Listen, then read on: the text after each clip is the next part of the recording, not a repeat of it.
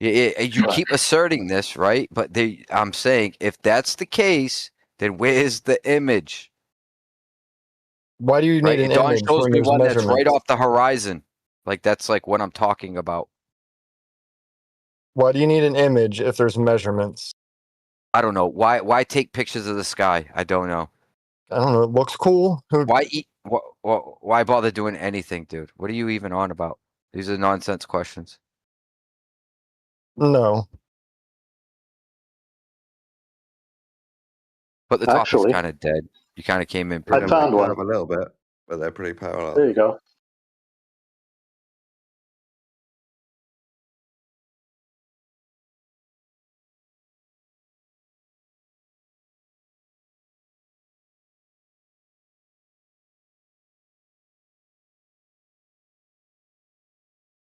That's with an EQ mount.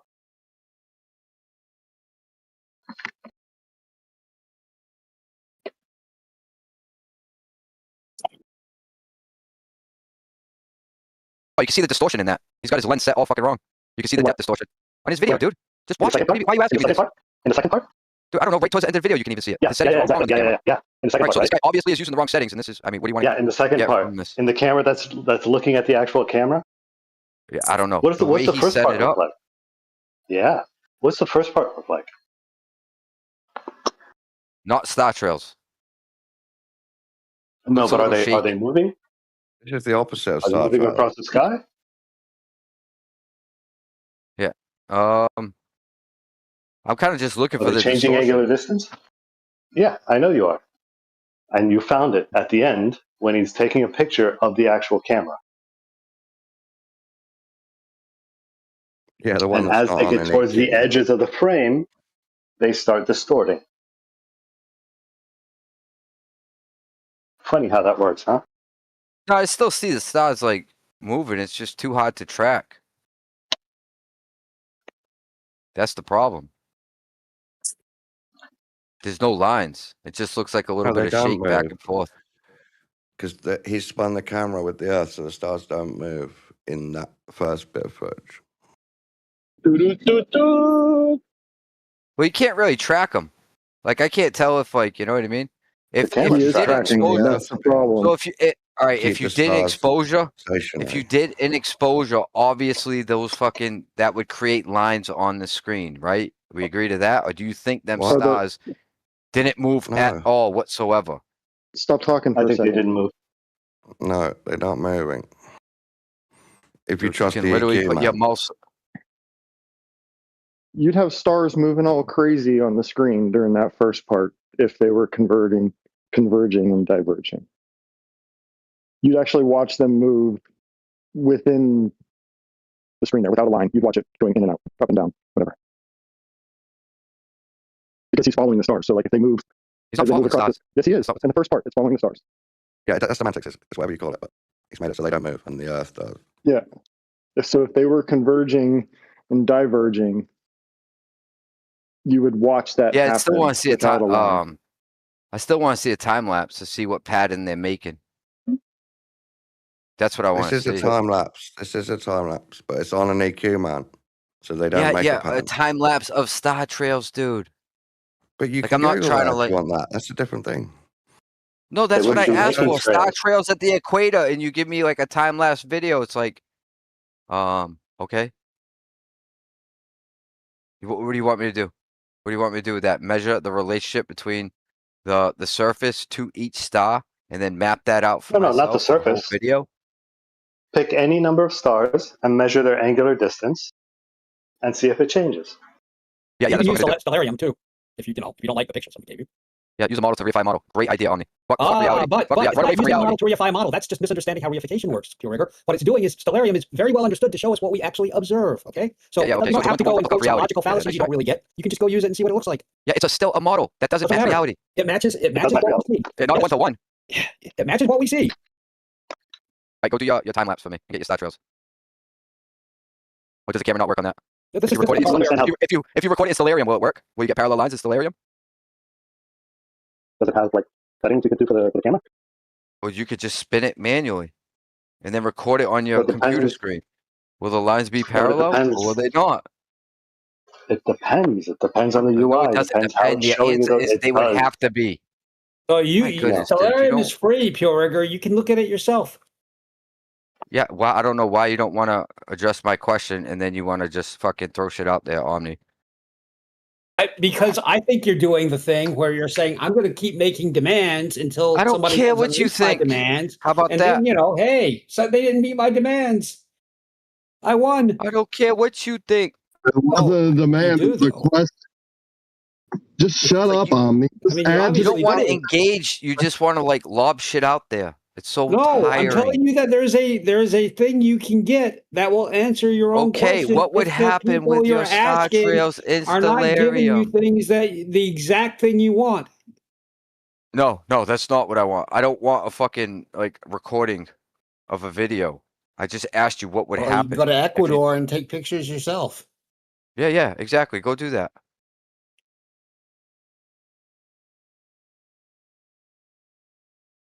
I don't know. I think the EQ mount thing kind of cinches it. Yeah, I'd like to see the pattern they drew in the sky. They don't. Yeah, they do. Like Stars draw. you can Stars draw like put a lines piece of in the tape sky, on a dude. screen. If you're following the stars, there. Okay, so why do you think you can't record star trails? No, we don't say that. If you're following the stars, Yeah, you would get star trails in that footage. No. What? no. Why are you Definitionally, saying you this? would not. Please, God, don't Let me watch say the this. video again.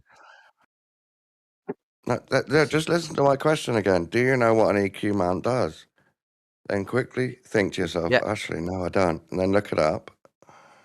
How about this, And then Pure Rigor? If you have and see star that we're trails claiming- using the EQ mount, then the sky is doing what you're saying. I think that's right. What's that? No, If you get it's star like- trails using, will you stop interrupting, dude? I don't talk that motherfucker, much. every time I talk, you cocksuckers interrupt me. Shut the fuck up with your bitching. Stay ignorant, dude. It's fine.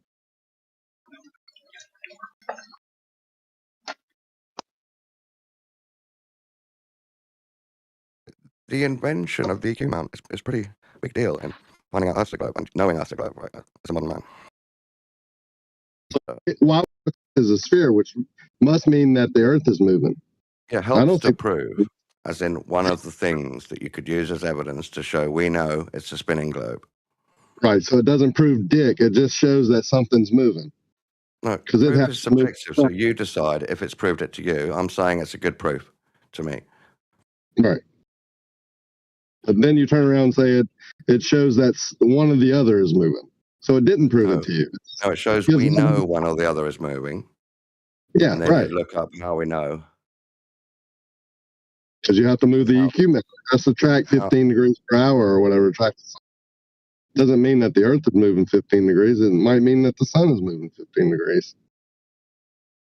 So, okay, then, do you agree that it could be the sky moving and we can track it, as in hold it still all night, so that we don't see trails, so that we see the actual stars? I don't know. I've never used one, but I don't think it would show trails if you're moving, if it's You still- tracking with the movement. Hey, you still but I run don't into the know. same problem though. You're right, Ricky, but Rigor was wrong. That's why I pointed it out. But you still run into the same problem. You're not getting star trails. You're just tracking the background.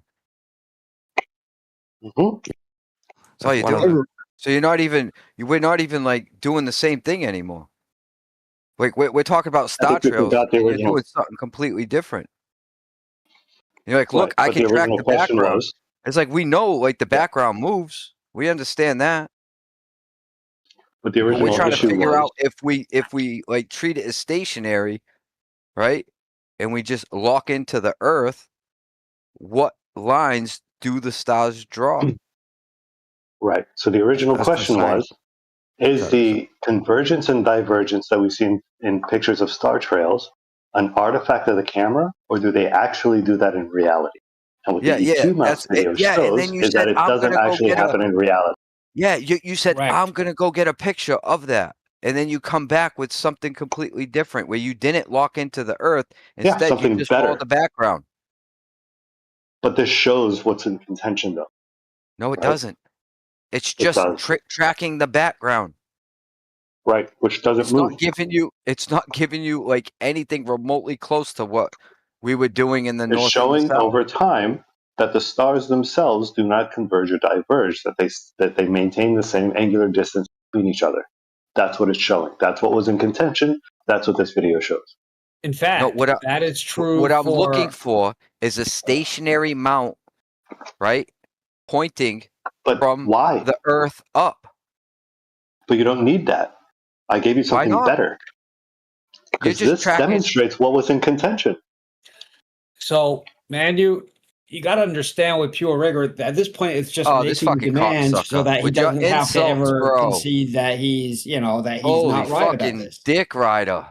No, look, pure. Dude, you start can off change your whole every approach. fucking response You can with decide an to be like a insult. slightly different guy. Okay? Dude, every single response you ever give forth starts with a fucking insult. Well, Every time. I gotta say, I'm critiquing your behavior. If you're thinking that give a that's fuck, an dude. insult, Who the go fuck look are in the you? mirror. Yeah, who are you to critique my behavior, dude? Your little psychoanalysis every time you respond. Somebody who understands the issue and understands what Manu is giving like, you. People are trying to help you. Somebody without attacking them. And then you wonder why people talk shit to you and treat you like you're a dickhead. I'm omnisplaining. You could be like, hey, thanks, man. Thanks for what? Do some trying my own to insult research me? now. Sneak in insults in your responses?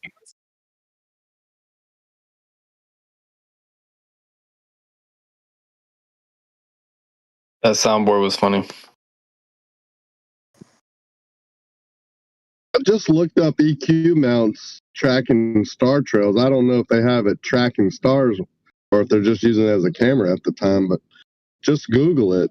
EQ mounts, taking star trails, and it has it.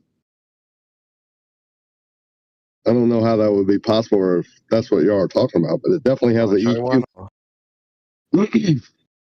don't know. Where do I post it here? I mean, you can Google it, right? Or you obviously sitting by your computer. Yeah. But I'm not saying EQ mounts are super magic. I didn't mean they are a one-off proof of the globe. I mean, the fact we use them points to us knowing either the sky spins or the Earth spins. And this is a way to track it so that you don't get the wobbly patterns, which the other others were speaking about. You just totally misunderstood what I just said. The EQ mount, the question was, do EQ mounts show star trail patterns? And y'all said, no, it wouldn't. And you asked me if I thought it would, and I said, I don't know. So I looked it up, and I'm seeing EQ mounts take photography of star trails. Now, I don't know if it's tracking at the time. Like, y'all can figure that out. You could just slow down. Like, you could change, like, the alignment a little bit. You know what I mean? So it doesn't match the backdrop speed. You just change that a little bit, and that'll create drag. Oh, so that would be star trails, right? Yeah, because like the background would go faster. The camera wouldn't keep up with a particular location, so the image would go faster than the camera's like keeping up with, and that would create a line. Right. But you don't even need. I don't know. Like, sure, I guess you could use an equatorial mount, but I don't know. I don't think you really need one. I would say just lock it in position and align with the Earth, and say, okay, the Earth is fixed. All right, the camera is fixed. Now, what's happening in the sky? Well, wouldn't the center point move across the lens of the screen as you took the shot, like the video? No, the mount moves, doesn't it? That's the whole point of it. I'm saying when you don't use the EQ mount. Yeah. Or when you use the EQ mount and you slowed it down, the EQ mount is going 10 degrees and the sky's going 15, wouldn't it? The sky move across the lens? Rigor is right. If you have the tracking rates wrong, this will make some trails, and it could also just mean it's not aligned. Yeah, it would make a mess. You could potentially make a complete mess if you were going for star trails. I think if you're going for star trails, the best way to do it, I mean, you could use an equatorial mount, but I would just do fixed because you're trying to track the background, Yes. So you're like, all right, I'm going to go off the fixed surface, right? The fixed location, lock it in completely, and then just track what the background's doing. The other answer it said is what you said, Rakia. They could have turned it off. So it might just be that it's an EQ mount camera, but they're not using it for the star trails on purpose. Yeah, I just saw pictures. I didn't. Yeah. But either way, it doesn't prove if the sky is turning or moving. It doesn't even have to be turning. Moving is giving that perspective view of how it's moving through whatever it's moving through. And like I said, I always have to throw in some type of structure up there because, I mean, even just water, it distorts things and makes things appear, the weird phenomena of just take a drawn arrow on a piece of paper and move it behind a glass of water and it changes direction. Like you can't tell if I told you it was going left to right and I moved it left to right and it's actually going right to left in your view, you wouldn't know. I think there's a lot of unknown that comes with the sky. But if you knew the shape of the glass of water, you could tell what the original image was. Right, but I mean, we've put dome glasses above and put light sources and turned things, and it makes all types of crazy phenomena. My point is, you don't know this is happening 2 feet away, arm's length away from you, through a known medium, right? Now, change the medium to something unknown and different types of mediums. Let's say water held in by a crystalline or a crystalline dome with water in between it. I mean, there could be millions of combinations, and then put it thousands or even tens of thousands or even 1 million miles away or tens of millions of miles away. And then you tell me that that's bullshit, bro. Well, but wait, there's no actual evidence of the crystal dome, though. That's just maybe there is a dome, maybe there is a medium, right? There's not actual evidence of it. Yeah, your theoretical science versus my theoretical science. And it's not really my theoretical science. You can look up other scientists at major universities studying this theory, right? And saying in their papers and in their view, in their writings and what they're learning and teaching that if this is possible, right? Or if this is true, they say it's possible. They actually, give reasonings for it and ways that it would happen. And the phenomena could be true. You would have to change every observation you've ever done, science has ever done. The distances would be wrong, the speeds, the directions, everything could be different. This is not my theoretical biblical view. This is scientists studying this. I don't think there's any scientist at a university positing a crystal dome. If that's the case, I haven't seen it. They're partially dark matter, dark energy. And the reason they had to come up with that is the void of mass that they need to make the gravity that's also theoretical work. They just build on. Yeah, it is. They need the. Hold on, real quick, before we dive into that. My understanding is that there's no, like I said, if you know the shape of the water between you and that arrow, you can understand what the original image was. And my understanding is that there's no dome you could put over the whole Earth that would give you the kinds of things that we see. It would have to be a personal dome around each individual observer. And that's the part that doesn't just seem unlikely, it seems contradictory. Like you would need light traveling in certain ways to the same observer, blocking light from other observers, and it's really unpractical. Yeah, I agree with you. It's almost like godlike, like we might not ever know, or we can't ever replicate it. That would be a godlike substance, right? Or godlike thing. That we're wrong about what we do. It would be God being deceptive. It would be God saying, "I'm going to create an illusion of a consistent sky, but I'm just going to play that illusion into each individual person's eye." No, can we reject that?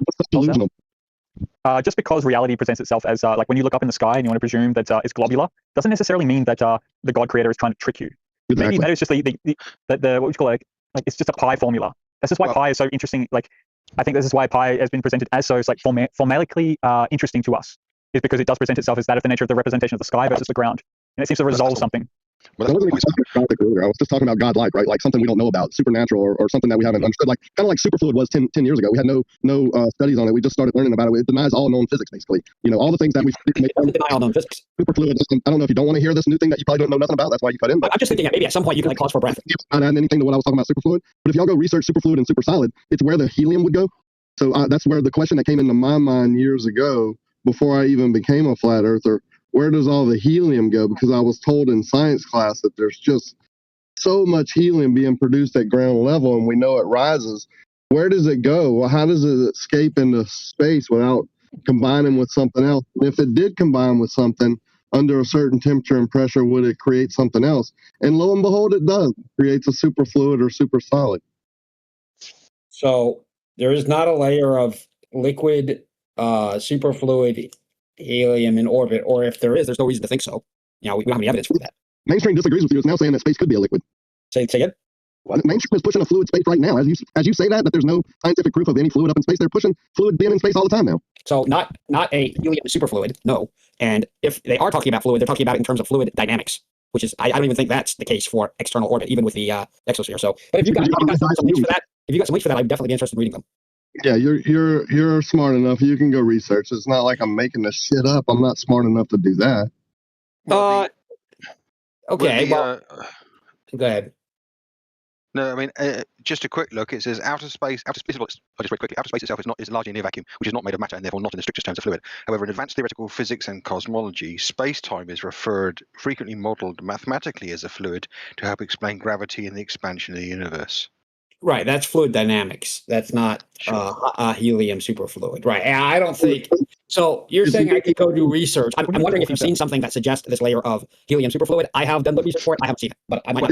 There's also a field called quantum viscous dynamics, which is some cosmological models suggest that the vacuum of space acts like a sticky or viscous fluid, which creates a drag or resistance that affects how universe expands over time. But that is entirely different from any physically tangible fluid like helium would be. Of course. This has nothing to do with the atomic dynamics at all. Is that like frame dragging and such? I think it has to do with the deformation of space-time happening from multiple sources all at once. So essentially, it's that space-time has elasticity that is bounded by the speed of light in a vacuum, or is expressed by the speed of light in a vacuum. So there's only a certain amount you can push it and pull it. But that I think yeah. So I think you do yourself a disservice on based upon the evaluation that yes, everybody as far as we can see, if light behaves with the way you think it does, and everybody has their own personal set of light rays arriving at them. In other words, there's no shared geometry you can map out for say 50 disparate people looking at the same thing from a flat surface. Now, that may be that we don't understand that, and it may be that there is some construct that we can't understand because it's almost like godlike. But the inserting the word deception it doesn't do you any favors, because that suggests a motive for it, and I don't think it's. So the reason I'm calling it deceptive is because people are presenting it as, it's just perspective. Like this is naturally what you'd expect. And it's absolutely not. It's not what you'd expect from any known consistent laws of nature that we understand. So if someone is saying, I think that there is a personal dome, I have no evidence for the personal dome, but I expect you to entertain my personal dome theory on the basis that it's logical and makes sense because, hey, there's things we don't know, so personal dome. So you expect us to entertain your fucking globular theory at the same time, right? There's tons of evidence for that, though. It makes predictions that we can test. Would you at least agree that thinking, because of all these things that sort of look to us to have some sort of spherical nature, would you at least agree that it's not unreasonable for people to think it's a... Yeah, for sure. It's certainly not unreasonable for you guys to think that it's a globe. For anybody, really. Not anybody. No. Like all of the people of the past did not present it as a globe. The globe is considered to be a new and novel paradigm, and you guys evidence that by the notion that it is the frontier of science. This is like the globe is the because it's the ultimate interpretation of reality. It's the frontier of science. It's the frontier of human endeavor. And you guys say this shit all the time. Okay, Rixie, you can't. If the Hellenistic tradition is full of inference and deduction that suggests it might be a spherical surface, you can't call it the cutting edge of technology or science. I'm not sure about when did the Hellenistic approach come about? The ancient Greeks. Ptolemy thought the Earth was a. Okay, so a bunch of guys thought about it as a globe. Nearly done. Ptolemy's Almagest has got models of geocentrism in it, where the sun and everything goes around a stationary Earth. But in that and contained there within is a concrete notion that the Earth is a spheroid. That's Ptolemy. So they could perceive it as a spherical object, or was it like they actually did perceive it as the actual material thing that you're referring to? I don't know what that means. Ptolemy thought the Earth was a sphere, if that's what you're asking me. So he could be like sort of hypothetically putting forward that essentially the mathematics does work, that it's a sphere, or he's just basically. He had everything in the heavens and the firmament, however you want to describe it, going around a stationary Earth. But that notwithstanding, he conceptualized and was vehement in his understanding that the Earth was a spheroid. Yeah, that's the Almagest. You can't say it's cutting edge science or a contemporary deception. If you mean contemporary, if you mean the last 2,000 years, then fine. But it's not something that was just whipped up in the 1900s or whatever, or recently put forward in a Hawking radiation. If there is anything about history that is to be said, that the only notion of history that you have is the one that is being presented to you from the now. The right now is being presented to you of the history. For you to authentically, absolutely say that must be the aspect of history and what actually did happen, it's more fool on you, my friend. I want to note that. The claims of deception, they're coming from inside the house, right? What I would say to you, Rixie, is yes, on the basis of your response to me, Rixie, I'd imagine I'm never going to hear you make a reference to historiosity again. Yeah, not in the way that you would expect. Yeah, for sure. I generally do not do that. I agree on that much. Yeah. But I think it'll happen the way possible, but I will use your history against yourself. Okay. So if you have a claim of history and then it turns out to be inconsistent, then use that against you, right? The Almagest is entirely consistent, Richie. You already blew it. You already blew your standard. But I want to point something out. The way that Richie will use history is history that makes his point and he likes. He'll say is tip top, no problem. History that disagrees with him, that's obviously fake. I expect that. So. And what you do no different? Are you do you not do any? Dude, the way that you use history is completely 100% different. Self-indulgent. Basically, you jerk yourself off with history. Yeah, cool. Oh, no, because you think history is legitimate. History was fake. And history is not legitimate. You should know that. I don't go around saying history is illegitimate and history was fake. No, I don't. History porn. Yeah, I mean, I'm sorry. It didn't happen. How could you ever say that history is absolutely true? No, I'm saying that. I've never said it's absolute. Well, first off, what is history? Well, you talk about Aristophanes, you talk about the development of ideas towards the globe. Yeah, I know. Can't stop one, right? I'm not going to be that long. So, yeah, no one's saying it's absolutely true for every historian. I think history writ large is pretty accurate, yeah. Why would you think that history is accurate? Because I believe that the endeavors of man to study history and the kinds of research that historians go through produces, accurate results, or extremely reasonably accurate results. Did you start off with the notion of I believe? Is that what you just said? Yeah. It means I think. I hold to be true. It means I hold to be true, Ricky. Hang on, Omni. So you think people are getting smarter? I don't know about smarter, and in fact, I would say that there's some evidence to the contrary. Well, that's the thing with the current history, as we're told, right? We're being told we are the smartest that there's ever been. We have the best technology, all of that stuff. No, wait. Those are two separate things. I think we have the highest technology. No. But intelligence is a different. They are two separate things. How are they two separate things? Isaac Newton, I'm pretty certain that Isaac Newton was more intelligent than me. I'm pretty certain of that. Okay, right. So are you saying that individuals are smarter than the collective? Or the collective is smarter than the individual? What kind of question is that? What kind of question is that? Do you think we're the Borg? Yeah, pretty much, yeah. Congratulations. So you that's a perfect analogy. You picked it in one. You're smart enough to actually pick that inference. Well done. So you think we're the Borg? You think your intelligence is representative of every other person's intelligence in the entire humankind? What's this nonsense we're talking now? Well, I mean, it is comparative. Like you do need to do some sort of comparative analysis, right? Well, how can you do a comparative analysis if everyone's the same? Well, I mean, you guys are suggesting that we're smarter than we were in the past. So how do you do that? You look at what other people have said or can say, and realise that some of them are smarter than you and some of them aren't. This really shouldn't be this hard for you. That they're more smarter than you, or you're more smarter than them. I mean, this shouldn't be this hard for anybody to digest. No, but okay, so is Francis Bacon smarter than you and I? Well, if I read what he's written down and I evaluate what he's written down, and I think to myself, Christ, I've never thought of that. That's insightful. That's something I would have never come to on my own from my own conclusions. And I'm honest. Well, and then humble, maybe you and realize how much they're manipulating you. Then at that point, if you actually read his work, it would show you that. Why do I have to infer that everyone who's intelligent is manipulating me? What's the matter with you? Because that is the nature of intelligence. Like intelligence is like so like knowledge is power, right? That's one way of framing it, yeah. Yeah, cool. So all power orientates itself towards that of like orchestration and control over the other. So what are you advocating? No knowledge? No. By no means. It's just knowledge of like where the information comes from, and that way you can properly orchestrate yourself into a framework and an understanding of like you're being told something about the world, sir. Do we have to do all this teenage poetic flexing of words? Is it going It's not. anywhere? It's not. You that's ridiculous. It may be talking about useful. history. No. It may be useful.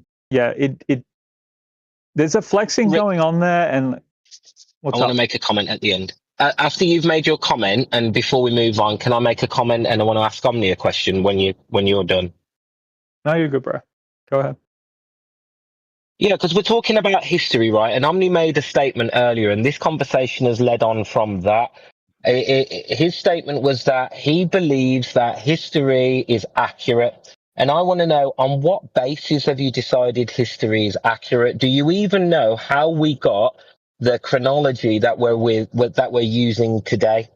Because it's easy for you guys to say that, but when Rick's trying to point out that there should be a process, that things should be approached in a technical manner with good validation, rigorous approach, you're almost laughing at him like, what, poetic? What? Yeah, because we want to validate history. Well, Roots, can I ask you this? Wait, is there a question in here to me? Is there a question? I'm waiting for the question.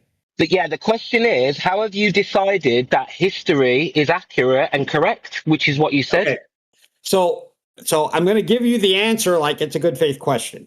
So it is a good faith question. Have you ever read a book on history where they've gone through how the process that they went through to cross-reference and validate the historical record? Yes, of course I have. Have you ever read about how that process works, how historians do their work? I've actually gone one better, and I've also read from other chronologists on the shortcomings of how they are supposedly validating the history. Okay, because history at this point, history has become hearsay. We're trusting copies of sources. We are trusting hearsay, when really what we should be doing is cross-referencing historical events with astronomical events. We should be cross-referencing history amongst nations, and then we should be looking for direct evidence. This is waffling. All of that's done already. No, come on. No, they astronomical. We don't correlate. They don't cross-reference history against astronomical events. Okay, yeah, so if we hang on a minute. Hang on. Which part of history don't they do that?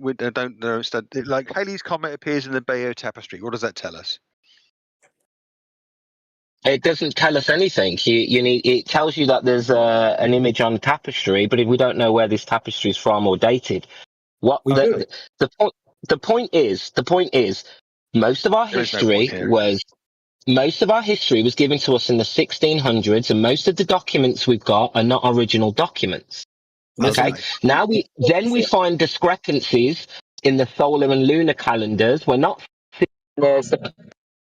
What do you mean by that? Where's the history? Where's the part of history which is in discrepancy with regards to the astrological history? Where? Give me an example rather than all this flimming and flamming.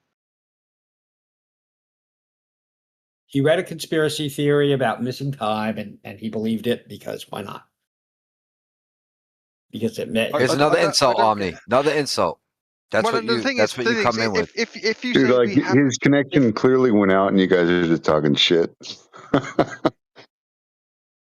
Yeah, like you never talk to anybody when they leave. Talk about anybody when they leave. He's definitely Roots is a gentleman. You guys don't give him enough credit.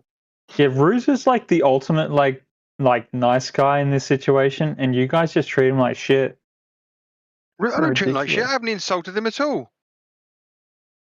I've asked so you're ridiculous. The self-awareness is just I asked him insane. some cogent questions. If you think me answering questions and saying that that's not true is an insult, then you're in the wrong game. I just think you're an asshole. If you think saying that he's appealing to a well-known, and not especially well-supported conspiracy theory, look, I'm sorry, I know more about this stuff than you do, but that's what he's doing. Oh, you don't know more about history, bro. Like, what do you know about like the 1300s and the ancient stuff that he's talking about? Like, Omnivore, you are fucking. Why am I getting pissed off? I gotta start getting pissed off. Omnivore, shut the fuck up, and you fucking No, what I'm referring to, Richie, is there is a conspiracy theory that entire centuries were made up. Here we go. Call everyone drunk who disagrees with you. How childish. Well, he's slurring. I wasn't sure. It's a missing time conspiracy theory. Yeah, it's a known thing that he's referring to. Just because his connection went out, he lost connection, doesn't mean you guys can just slander and say he has no reason to make the statement that he's making. We haven't. We've stopped doing that. Okay, all right. Well, now you guys are cutting me off. We've spent the time in the interim with you whining that we're doing something we're not doing. All right, look, I'm not going to compete with over talking. You guys can have fun with that. Sounds good.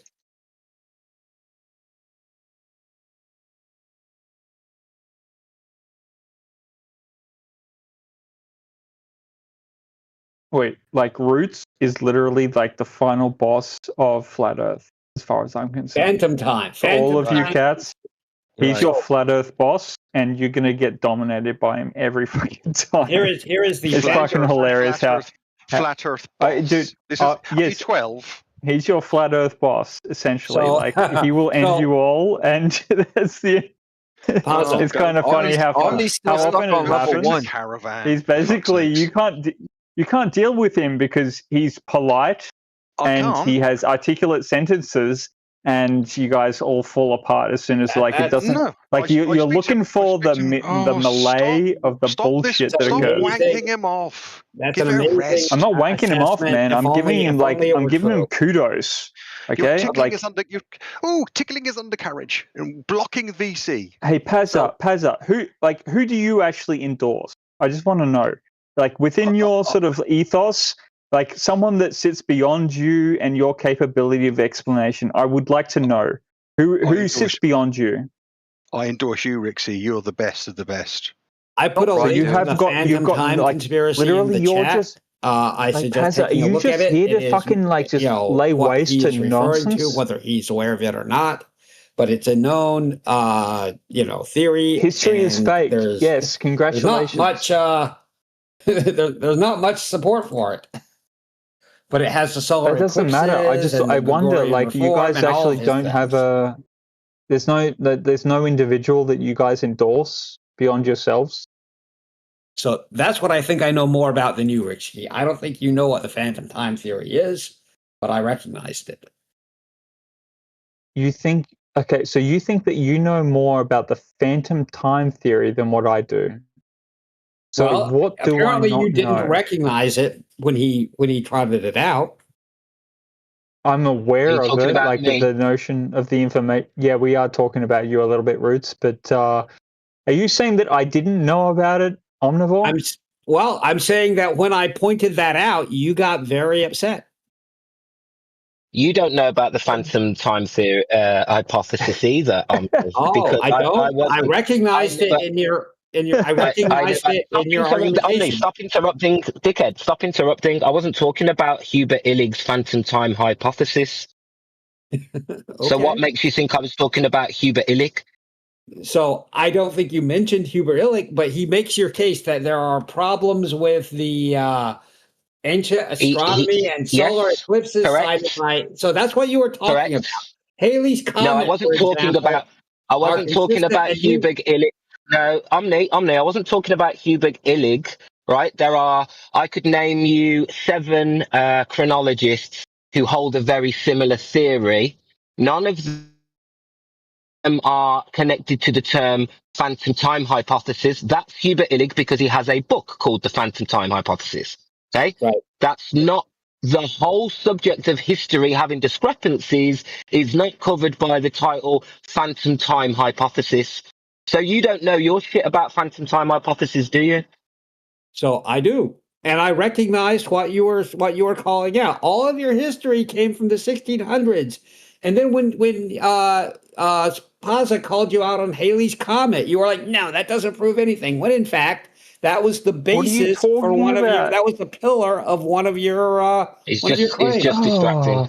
Oh, No, I'm not distracting, bro. I'm not distracting. Omnivore, Did you not say that they should bro. measure astronomical measurements throughout these different countries? That was like one of your claims. And when Paza pointed out because it doesn't matter what Omni, just stop talking, mate. Meta's not important here. What's important is there are several chronologists that I could highlight to you that understand and have pointed out and made and written books on the fact that a lot of ancient and medieval chronology is unreliable and it doesn't match astronomical records, and we don't have primary source evidence for, I'd say, 80% of what we're calling the medieval times. Okay? We're not just that. In the historical record, we're finding discrepancies and duplicated events where events are very, very similar and seem to duplicate later events. So when you start putting this picture together, you start seeing that history isn't as verified and as accurate as true as you are making out. So that's why I asked you, how have you come to the conclusion that we have verified history and that the majority of history is accurate? What methods are you talking about? And what chronologists are you talking about? Is that a question? Hello? So Roots, are you That's talking a about, very formulated question towards Omnivore. Please, Omnivore, pretend like you can actually answer that, please. What was the question? How are you making that? Oh, how are you making the? On what basis have you decided that the medieval history is accurate and correct? On what basis are you building that on? On the basis of the process that is followed by historians. I think it produces extremely high quality results. Is that it? Is that like a generic answer that you just offer up? I don't think he wasn't listening at all to anything Root said. No, I heard a bunch of it. So yeah, why did you ask what the question was? Because he talked for I don't know what, a minute and a half, and he said a whole bunch of stuff. Don't pay attention to a minute. Someone for a minute, and we're supposed to hear that. You can't pay attention to a minute. You're hilarious. So yeah, so if I ask you a question, I'll be real direct and short about it. Because you're not answering the question, so I'm going to ask you an easier question. Do you know what chronologist has set our chronology in terms of the timeline of history that we're on now? Which chronologist's timeline are we on? What is the accepted history? Do you know the name of the chronologist? No. So how can you sit there and tell me that history is? How can you sit there and tell me history is correct? But do you understand? Joseph Scaliger. Who is the Joseph Scaliger is the chronologist that we have now. Oh, it's fading out again. Now we don't know what timeline and chronology and the basis has been used. Then how do you know that history is correct? You cut out. We missed a bit of that, Roots. Oh, can you hear me now? Yeah, the beginning part, I missed it. So the question is, if you don't know what chronology we're on, and you don't know the chronologist whose work that we've agreed is history, how do you know that his chronology is correct? So you don't. The reason why I think that the process of history is fine is because there is several different disciplines. So it's not just that Joseph Scaliger wrote down his story and everyone's like, yeah, this is 100% correct. It's that there's all sorts of things like archaeological, investigation. There is examination of artifacts that continues over time, and there are primary sources where those writings exist. For example, Beowulf, where we have actual writing and sources. So those things, the not for the historians try to reach not for primary the medieval sources. period. Archaeologists dig up artifacts, and we're constantly putting these together and working through a consistent tapestry of what we think happened. It's not out of keeping with the mainstream narrative that is constructed by the historical process. Right, but the problem you've got is we had a dark age for 1,000 years. So what you're saying isn't correct for the dark ages, my friend. We don't have the primary source evidence for the dark ages. And if there are no, we don't have evidence for 90% of the events that happened in the dark ages. No, we don't. Not primary source events.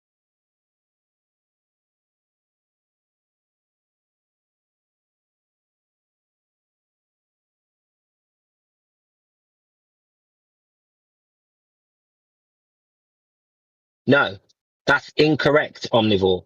And if we have 1,000 years of history thrown into dispute, then that would mean chronologically the dating for the history that we do have primary source info for is also thrown in.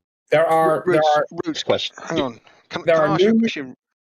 Can me respond? There are numerous medieval documents from the Dark Ages that are primary sources. I'm sorry, you don't like them? That's not my problem, but they exist. No, that's why it's called a Dark Age, Omni, because we don't have much info from that period. What are you saying? Go ahead. Do you have the same chronological void in the Chinese dynastic history, for example? Yeah, there are discrepancies in the Chinese history as well. Yes. But do they align to the discrepancy? Do they align to the Dark Age discrepancy? No, they do not. Do they what? Do they align chronologically to the Dark Age anomaly in the Western history? Yeah, there's the majority of discrepancies do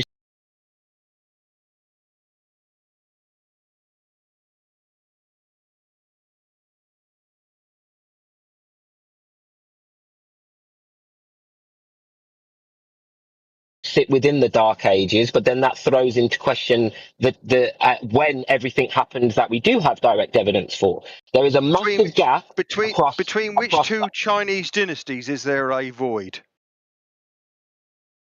There's astronomical discrepancies where there's claims being made. Yeah, I am. He just answered it, dude. He just fucking answered it. Stop being fucking dick. Some of the events that are claimed to have happened at certain times on certain days align with certain astronomical events that were supposed to have happened. Yet we have no evidence of this being recorded by China, by the surrounding countries.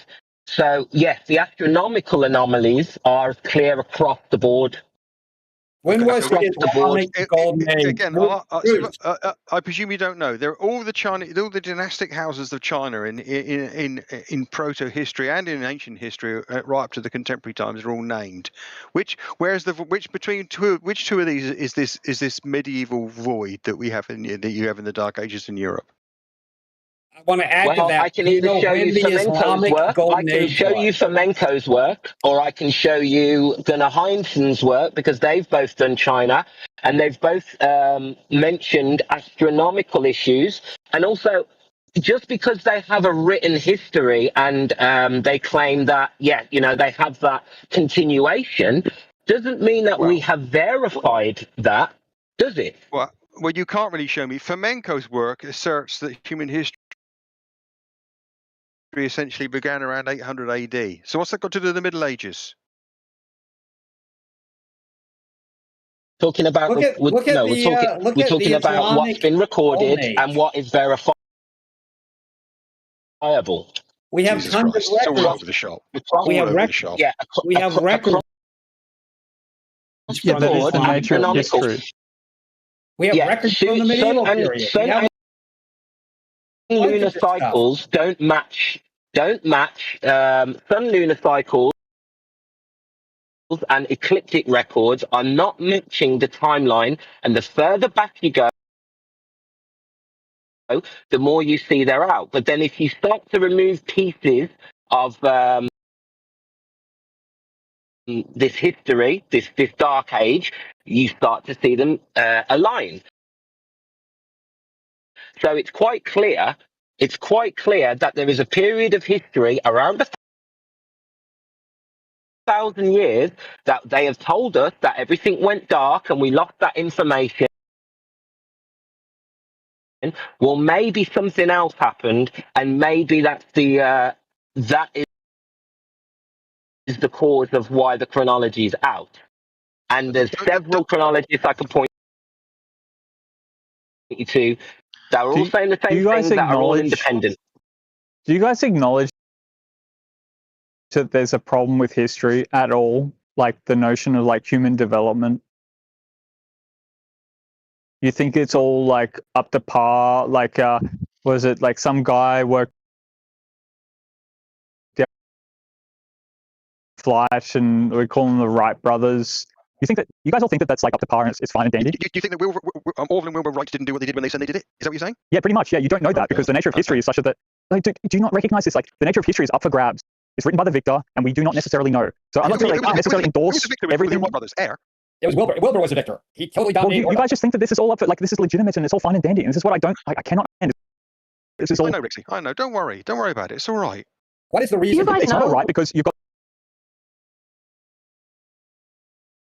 the pyramids, essentially, that you think like some people came and collected together all of this infrastructure just for what? Some person to die into the past life does not make sense. Yes. So what do you think? What do you think? Give some room to the lady. What is the reason to not believe the Wright brothers? I have heard the Wright brothers story. It is documented. It's not that long ago. We see no airplanes, then we see one airplane, then we see a bunch of airplanes. What is the reason? What is the rationale for not believing the Wright brothers did what they did? That's tricky. What's the reason? Because like man like gained flight within the time period, and then all of a sudden we're now like landing upon the moon within like what, a couple of decades. This does not make sense in the it does not make sense in chronology. It simply does not. So what part of it doesn't make sense? Do you think the Wright brothers didn't exist? Yeah, pretty much. The Wright brothers are a fictitious like presentation to convince you that of the proper development. Okay, so when did we first have powered flight then, do you reckon? Last 200,000 years. No. That's the evolution. There you go. So like you Allegedly. That's what you believe, dude. I don't believe that. I don't believe that 400 years later, they pick up exactly where they left off. That's impossible. Well, it's not impossible, but at the same time, think about a spear, right? The technology of a spear. That was a weapon of war up until just around, let's call it like 1800s. And it was invented by people probably 200,000 years ago. So like you Allegedly, that's what you believe, dude. I don't believe that. I don't believe that all the progression we've made. Hold on. What about 10,000 years ago? Because there were spears then too. What about 10,000 years ago? Look at the progression we've made from Roots. Hold on. You're skipping past what I'm. You're skipping an arrow. That's another aspect of it. But like what I'm saying, you're skipping past what I'm saying. And the spear's a bit better. In the regards of the fact that you have these really, really, really old spears, a stick with a sharp rock on it even, and then they get optimized and they get to a level to where they're making the same thing for like 10,000 years. Yeah, and I'd say if you believe that, then you don't truly understand the evolution of like language and culture, because nobody stays stagnant for that long. Look at the progress we've made in the last couple of hundred years. And then you want me to believe that we stayed stagnant for thousands of years? That's nonsense. So like Rome prior to the Dark Ages, after the fall of Rome, basically, right? You had a society before that was smarter, had more technology, and then you had a rediscovering of education and things like that, and it took that long for the people to be able to get back to the How do you level. believe that, dude? How do you believe that?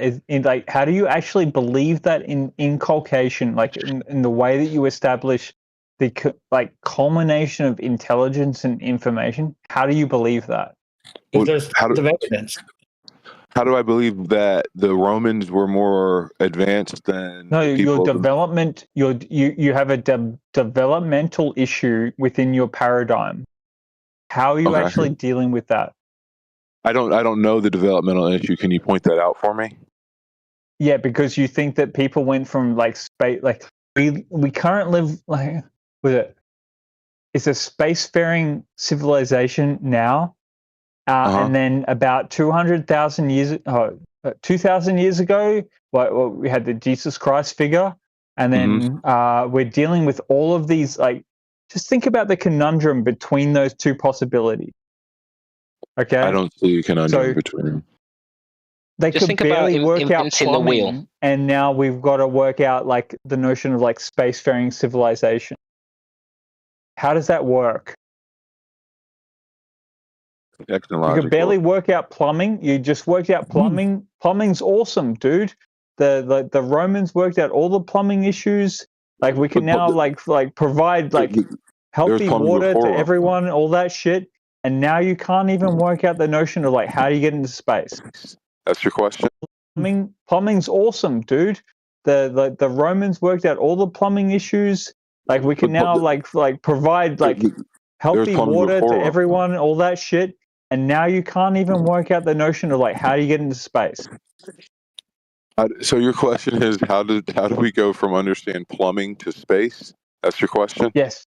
Yeah, plumbing to space is actually an interesting one. So it's all dynamics. So plumbing. We lost all of our knowledge and technology, right? But imagine creating the wheel, right? And everybody's using the wheel. And then all of a sudden, something happens, cataclysm, let's say, and then everybody forgets what a wheel is and how it works. That's what you're trying to get us to believe, that these fundamental technologies that were embraced by the whole culture or almost the whole world in some cases, all just collectively lost that knowledge. So I would say what's lost isn't the concept of the wheel, but the manufacturing process of making a good or better one. And then that would have to be re-innovated.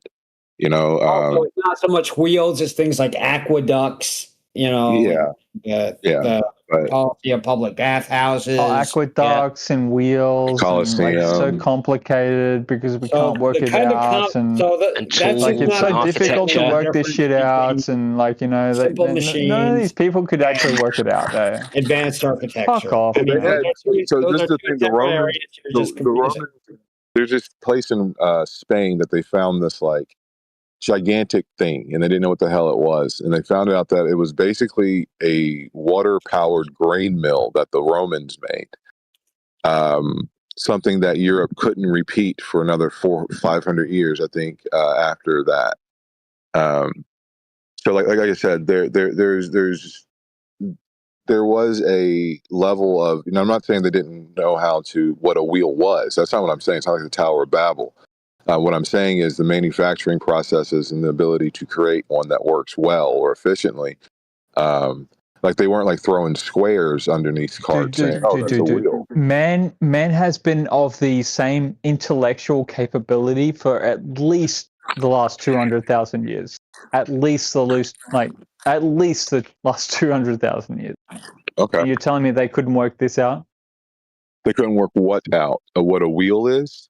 They couldn't work Or out the how do you wheel. They couldn't work manufacture a out better modernity. wheel? They couldn't How work do you out like manufacture how a to wheel that fucking. could? They couldn't even work out how to flush a toilet. He's up not until gonna. over the last He's not gonna let you 200,000 When do you think? That's the When do you question. think? You didn't like you're saying that if one of them lived today, they couldn't figure out how to flush a toilet, or they didn't figure out how to flush a toilet. Yeah, no, like apparently we are sitting in amongst the motion of the world right now that we are we worked out modern modernity is essentially like a flushing of a toilet. That's our biggest issue.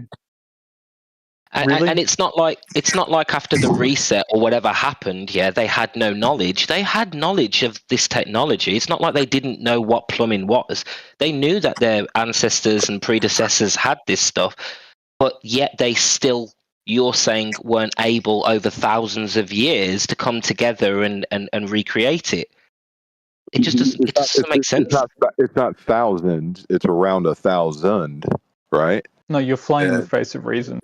And I literally said it was about 500 years after was when they could recreate a simple water That's a mill long and time, things like dude. that. Look at what we've done in 500 years, dude. You're But that's telling me so what were they doing? What were they doing? We got to stand on the back of giants with information readily available, right? Like even in the age of even in the age can make that claim. Even in the age of Einstein, even in the age of Newton, the term of information accessibility was not like it is today, and it was a multiple orders of magnitude greater than the people during that time. So you can make the same claim within the denial aspect of history, my man. Yeah, and this is all speculation. This is all speculation. So yeah, you can come up with reasons that you think is justified as to why history has panned out the way it is. Great, but that's still speculation. But how do you justify the discrepancies? For example, the copy and paste. You know, because the way that these chronologists are approaching history, the alternative chronologists, is like a statistical, scientific point of view. They'll look at two dynasties and they'll be like, okay, list the rulers, list the reign lengths, list the wars, the successions, the rebellions, the assassinations, put them side by side, and you look at Dynasty A, strong founder, civil war, expansion, assassination, weak successor, collapse. You're talking about exact narratives copied and pasted several times in the same country. Right? So then when we start looking at evidence, was there evidence of a collapse? Well, yeah, there would be. Was there evidence of expansions? Yeah, there would be. It's easy then for you, if you're following a narrative that was true, for you then to create these other narratives that have similar structure, but you then space them apart. Yes, but so remember when we were talking about the cross-disciplinary nature of history? So especially with wars and stuff like that, you'd be able to potentially find the battlegrounds, dig down to a level and find artifacts from that event, stuff like that. You know, and that's your problem with the Dark Ages. We don't have those artifacts. He just loves the Dark Ages shit so much. So then you take it further. And you're like, right? Could you give me astronomical dating? Okay, can we then figure out which? Can we figure out if this was a copy? Can we figure out which was the original? So, go ahead. Well, is there a way? So you kind of got to the question I was going to ask about the copy part, right? So I don't want to have to do that. My argument is that there has been a copying of history, but that copying of history was not. If it was 100% accurate before, which I'm not saying it was, right? But that copying of it lowered that level maybe 10% at most, right? So that's the difference. And when you say that there's no artifacts from the medieval ages, yep. I agree that like there is no King Arthur and things like that, right? But you do have artifacts from the medieval ages that but we report. don't have anything that confirmed the battles, that confirmed the land lost and won, that the dynasties, the existence of these events. That they're not there. There's no architecture. There's no technology. There's no tools. We're not finding anything really, apart from a few coins here and there and a good story.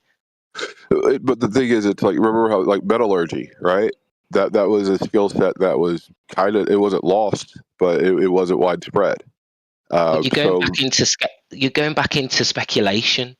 I'm trying to stick to, let's approach it like it's science. So let's compare the dynasties. Right. So we've got dynasties that are almost an exact match. Let's do specific Let me play it through though. I'm sorry. Let me play it through let's though. do a specific case study while we play it through though. Let's make a specific case. You know what I mean? So we can actually. I don't really have the names of Dynasty A and Dynasty B at the moment, but I could easily look up to examples because he gives plenty of examples in his book. But what I'm trying to say is I'm trying to get us off the speculation, because once we've started to notice, let's say there's, two exact dynasties and we're trying to figure out, well, is this a copy and paste? Okay, so then we can look around the events of that year or that month or whatever, and we can say, okay, what astronomical events were happening? Were there any eclipses, comets, planetary conjunctions? What were the stars positioned like?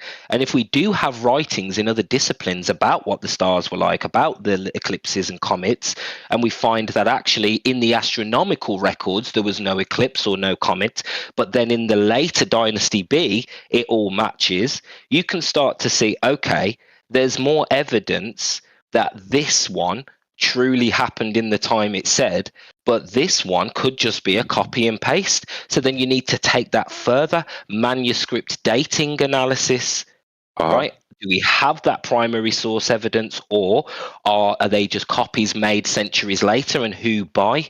And if we do have these original sources, right, what other sources from that time period would back that up? Now you're getting closer to clarity. Then you've got your architecture. You know what I mean? There's so many ways you can take this and really pin down whether something is hearsay or truth. But that's 100% the process to do something like that. And I think that's what they've done. And I think they've had results in the Middle Ages. That's why I was asking for a case study. Well, because I'm working, I can't get them now, but I can definitely gather some of these up from Fomenko, Illig, Heinsohn. In fact, I'll just invite you to my history server. I've got a server dedicated to this subject, and I've put a lot of videos in from these chronologists or people doing documentaries on them. Yeah, it should be an invite if you could. Yeah, I'll send you one now. And that's not a shameless plug, Riggs. No, it was very pertinent to the process, to the topic.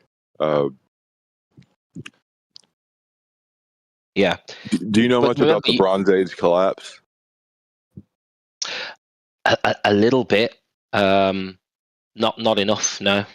It's a pretty good case study for this, because you have this period in history over about 200 years where the entire Mediterranean region basically shuts down, wars. It was like they call them the Sea People. Yeah. I'm aware the Sea People triggered the Bronze Age collapse when they appeared at the gates of Gibraltar. Yeah. So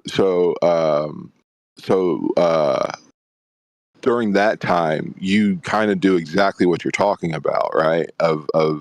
You have a firsthand report from a king talking about how his chariots aren't there and how the armies have been, destroying his land and stuff like that, written to another king, asking for help. You have all of these different, and you have the last piece of postage basically that goes out from what they said. Like everything's gone.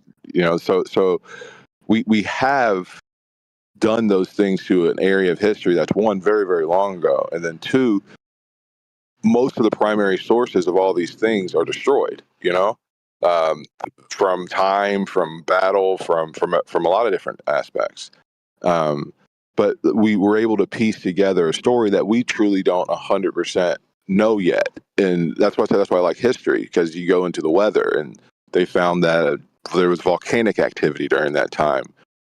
which could have been a driver of why all these people were migrating, because it caused a late spring, basically, or the year before, and there wasn't enough food. You know what I mean? So you have all of these little pieces, and I think you have that for the Middle Ages. It may be fragmented, because Europe grew on top of itself, you know. So an old building from the Middle Age was probably torn down because of how crappy it was, and built in another building, or it was buried and then a building was built on top of it, you know. Like most of the time you're able to get good archaeological stuff is when people live there for a long period of time and then they move, or the population, decreases so dramatically, like, they're still basically living in the ruins. That's kind of how Petra is. And then they think Petra is older than what it is. They just haven't been able to be able to dig down deep enough to try to prove the theories. But what I'm saying, I think they have these things from the Middle Ages. It might be fragmented, but I think they exist. That's the problem. They don't, and anything that is found in the Middle Ages, there's more found in the Middle Ages that they quote as anomalous. There's a lot of anomalous stuff that they're finding in the strata of rock that they're claiming to be the Middle Ages, but they're not finding the castles, they're not finding the architecture, they're not finding the evidence to back up the stories. So no, like, I would like you to sort of, if you think you know somebody or something that can share light on that, I'd encourage you to share.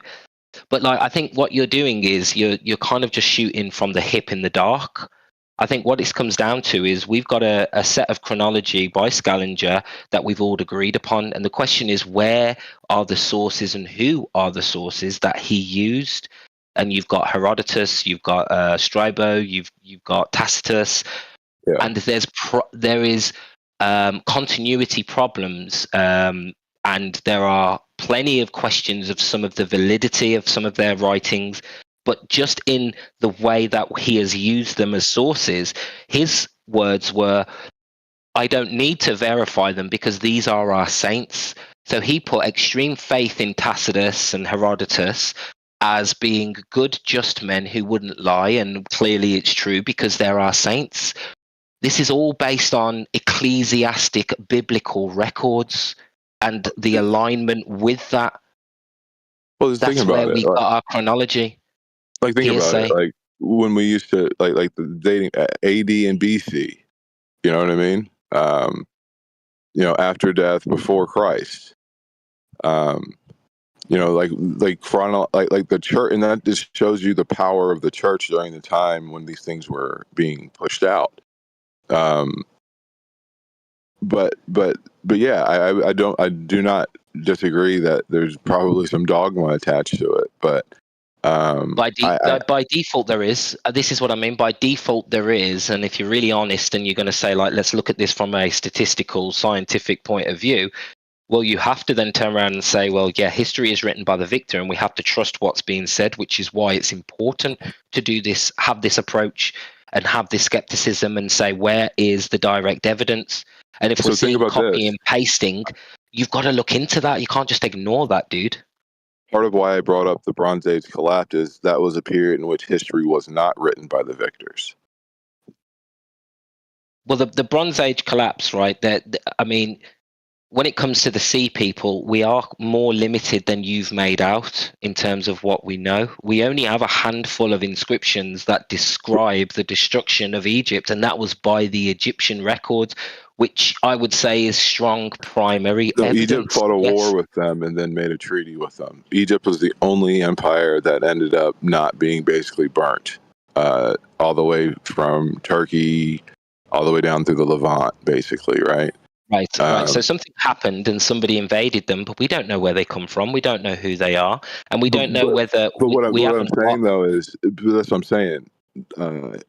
The victors at that point, like the sources that we even spoke about, were the king that got his place beat up and taken. The victors didn't write history at that with that aspect, and we still are able to get an account. History is. I don't disagree. It is, but it's not always. And a lot of the time, you do get a lot of dissenting opinions that's able to get into history. But yeah, that is my opinion. It shouldn't be like that. History should be a science, and it should be approached with this rigorous approach that I'm talking about. That's the problem. But outside of the science, right? I'm not disagreeing with that, right? But when we get into the who, what, when, the who, I'm sorry, the why and aspect of history and how, even those two areas are more etherical because we're not there. There's no 4K footage of this stuff. Like Vesuvius, Pompeii eruption is a great example of history being frozen in time. Like you can literally allegedly. But I don't think that's real, dude. I think the more logic you apply, the more you realize that language doesn't stop for anybody. Culture doesn't stop for anybody. So even if there was a 500-year gap in our culture and we went back to, hunter-gatherers, and then we managed to sort of get back on track, we would be different. We wouldn't be talking the same, writing the same, building the same. But the thing is remember what you said, you went back. And what was happening is going back was almost like a Latin foundation, essentially.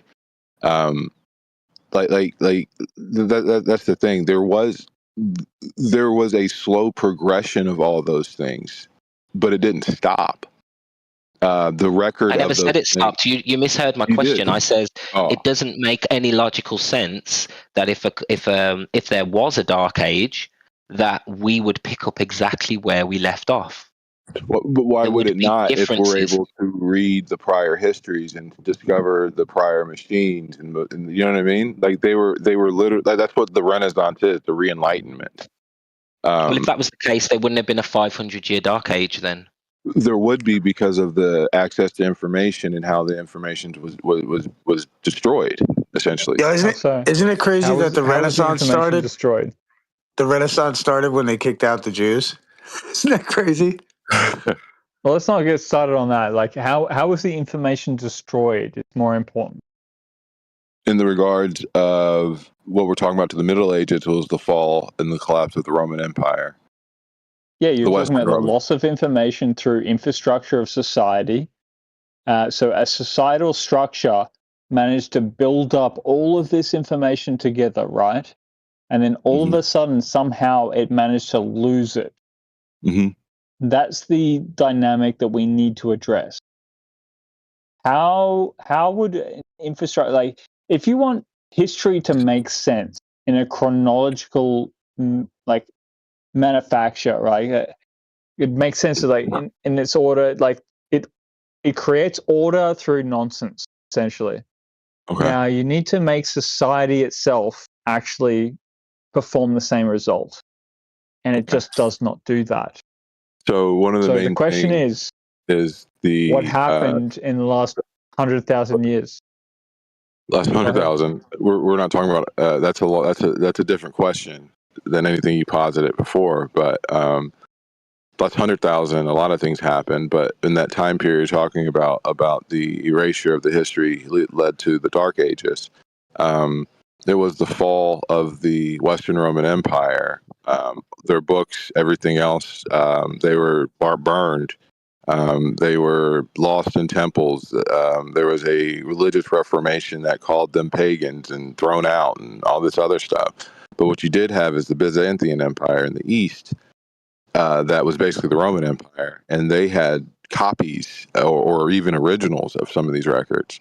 But there was a giant gap of communication. Essentially, people viewed the Byzantines in the East basically as Muslims, basically, if you want to describe it. But their religion wasn't the same. They didn't have the same level of communication. Didn't they use the term Orientalists? You're just bridging. You're bridging like the reasons why they should not find sort of commonality, but they're right. They're right there. They're all talking about the same shit. They're right It doesn't make there. sense. So they didn't have Twitter and they didn't have cars. You know what I mean? So Yeah, like they well, I couldn't mean, just so like talk to they each didn't other. have that, so therefore they fell and they caused an absolute like culmination of information, and everything like fell into the doldrums. Like there's no sense to be made of this situation. So and they could not actually culminate in sort of a coherent methodology. But then apparently about 100 years ago, we could all work ourselves out. We could work it out so much so that we could like land a man on a moon for some reason. If you believe, it just doesn't make sense. Well, that's the thing. You're talking about like starting and stopping and slowing and the progression. That's fine if it doesn't make sense. It has nothing to do with what we're talking about, though. If it doesn't make sense, that's fine. We're talking about the development of human beings. I thought we were talking about the loss of information that caused the Dark Ages. Development of human beings, man. Apparently, we think we can land upon the moon. Mm-hmm. Actually, I've been listening for a while now. I don't really get your. You keep saying it doesn't make sense to land a man on the moon. One thing you said, the way I'm listening to this is basically saying, "Oh, look, we developed airplanes, and now suddenly we landed on the moon." It never happened that way. It takes years and years and years and years and years until we landed on the moon. So it wasn't like we created an airplane and then, bosh, we are on the moon now, and bosh, we cannot go on the moon. It took many, many, many years and many generations of inventions and whatnot until we kind of figured out how to land on the moon. It wasn't an overnight process. But there's more than evidence they can ignore. But anyway, it's up to you to ignore or not to ignore. So when you say allegedly, it doesn't have a meaning. It's not like it's that works. That little throwaway comment works both ways. If you want to ignore that we built the whole of history off the Bible and that we trusted the saints of the religion and that the primary evidence statistically, astronomically doesn't match, and the copy and pasting doesn't make sense. If you want to ignore that, fine, but don't ram it down our throat. Well, I'm not ramming down anyone's throat. All I'm stating is, and I've been listening. Granted, I will be very quick. I promise. I do apologize. I'm not cut free. Someone who listens, I'm not hearing anything logical reason to say, "Oh, this thing didn't happen, that thing didn't happen." It just says that's my belief. All you do, Bruce, is saying, "So that's my belief." No, that's not what I'm saying. I don't get it. I haven't been saying it's my belief. Hammer or whoever believes in that side of it, do you guys have like an example or demonstration where like, hey, I lost my mom's phone number and I became a savage? Like where losing communication causes you to become a caveman. Do you guys have any historical references you could cite? I don't think that anyone's ever posited that or said that throughout the course of this conversation. So I would answer that question with no. The Dark Ages. Well, anything that's even kind of they didn't become well, cavemen. that would be begging the question. Is there anything else? What do you mean by cavemen? You're claiming people who lived in builders. caves? You're claiming builders stopped building. You're claiming writers stopped writing. You're claiming trade people stopped trading. Travelers stopped traveling. I'm not doing the last at all. That's what the Dark Age insinuates. You're the one who brought up the Dark Ages, right? Exactly. So what is the definition of the Dark Ages to you then? A dark age, like you were just talking with Rick, where something happened and we lost knowledge, and we went into darkness in terms of the prior amount of light we were in. But during the course of that time, builders built, but they didn't build as efficiently or as well, or maybe even the same products as before. Where's the archaeology? Where's the archaeology then? There's archaeology. We have building. We got historical sites. We got Persian Empire. Evidence of what you're talking about. Wait. Persian Empire, okay, or Persia as an example. 2,500 years, give or take. All the sites are there. All the historical sites are there. Every single piece of building you can imagine is there, which is dated back to 2,500 years ago. Persepolis, south of Iran, west of Iran, Kabul. If you go to, I don't know, Balochistan, you go east, you go south, you know, all of it. Entirety of Persian land. It's a historical site. It's a full-on land full of histories. Found found bodies which date back to 6,000-7,000 years. Sites. So we're finding sites and we're dating them to this point in history, right? But what I'm saying is the Dark Ages. Well, so we've got sites, and we claim that this settlement is from the Dark Ages, right? That's what we're doing. If I go by the history of where I come from, I have pretty much good evidence of the past 2,500 years ago of Iran. There was no Dark Ages there. What Dark Ages are you referring to? The medieval Dark Ages of Europe, from 7 AD to about 1600. The Dark Ages. No, 7 AD is not the Dark Ages at all. That was during the reign of Augustus. Well, you know exactly what I'm talking about. We can argue about the time period, but it would be like it would be like you don't know what the European Dark Age was. I do. I'm not saying I don't, but it would be like I would say like 500. Oh. Hammerise, why are you acting like you don't know about the European Dark Age, the medieval Dark Age of Europe? You don't think that existed? The way you say it is as if someone switched off the TV. We don't see anything. There's like zero information, like literally zero information. We turn the TV back on again. We're watching the last episode of EastEnders. We're watching the last episode of final episode of some whatever. That's your claiming, and that's not the case. It's not like we lost completely, like everything wiped out history. You can deny it. You can deny the historical events. That's a different story. What you claim is, from what I'm listening, is from 7 AD onwards until 1600, everything just disappeared. It just as if went through silence. Nothing happened. It just suddenly boom, 1600. We came out of the cave. Yeah, there was a decline, a loss of knowledge, and very little to show. Knowledge of architecture, knowledge of technology, and spiritual knowledge.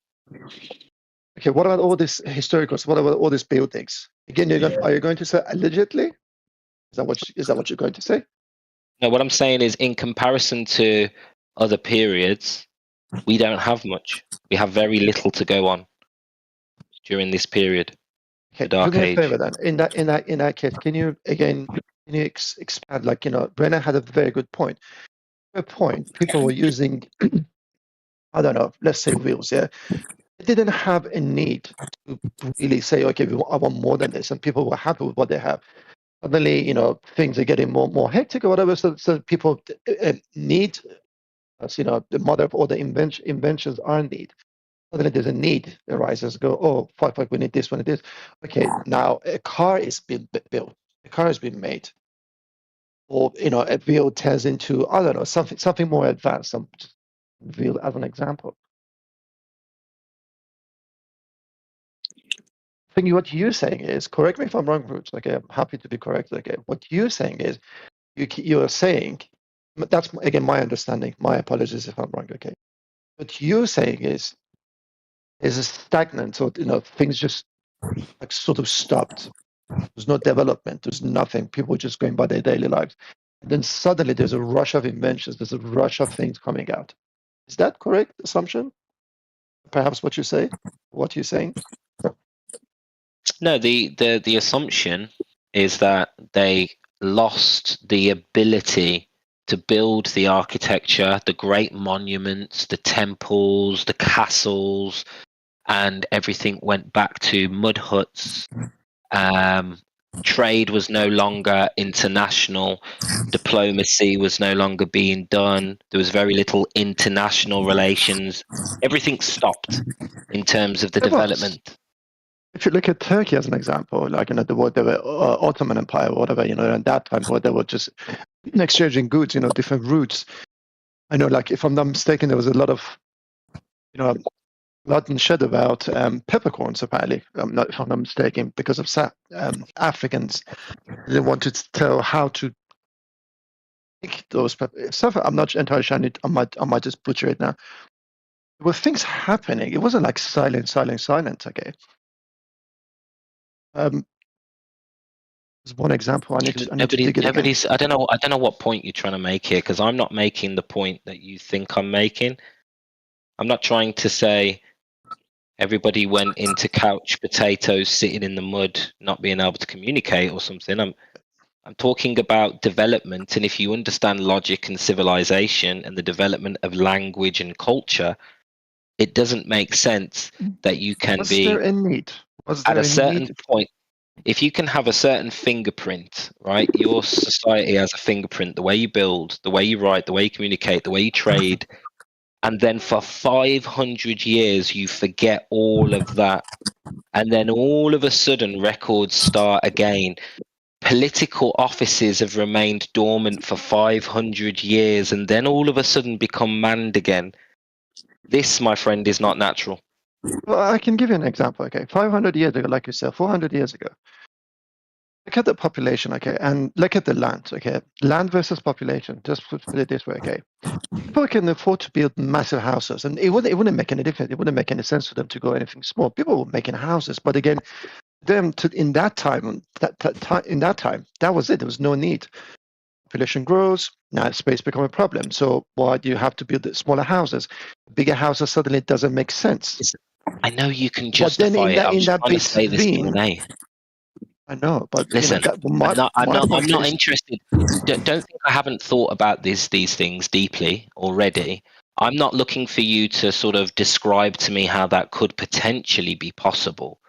What I'm talking about is the actual discrepancies in history, the actual architecture that seems to be misdated. It seems to me as if what they built in the medieval days has been redated as older. And that's why nothing seems to be dated in the medieval period. That's what it looks like. Put it down as my bad English, but that kind of doesn't make sense. It doesn't follow. Okay, at one point you're saying there's a dark ages, so the dark times. At some other point you're saying, "Oh, I don't care about the dark." Wait, no, wait, let me finish. And the other point is going, "No. I'm not necessarily saying dark times. I'm saying about the contradiction. So the what you call it, not contradiction. You know what I mean? What the word? It just doesn't follow. So what is it doesn't make logical sense. Yes. So no, not that contradicting, or you're contradicting evidence. So which is it? Things go dark. That's what I mean. You're not following. Or the evidence. No. I am following, but because perhaps again, is things going dark or things not going dark? But again, there's things doesn't add up. Which one is it? When you joined the conversation, we were debating how a dark age doesn't make logical sense. I've been listening for the past hours. Yeah, I've been explaining how a dark age doesn't make sense. So clearly, I don't believe that we went into a dark age. And I just told you what I believe really happened is the architecture that was built at the time, a lot of it was misdated into earlier civilizations, giving the appearance of civilizations in a period of history that didn't even exist. And that's why there's no architecture in the Middle Ages, because it's all been misrepresented. What is so as an example, a building, just stay with me, a building, quote unquote, was built in 1600, but today, royal day, it was built 1800, sorry, 1400. Is that what you say? Is that correct? I said, hold on a sec. Oh, okay, sorry.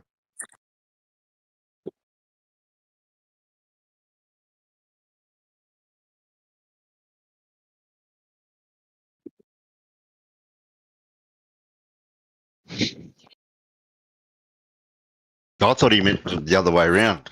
Building built 1100 today we dated into 1600. Well, yeah, well, I mean,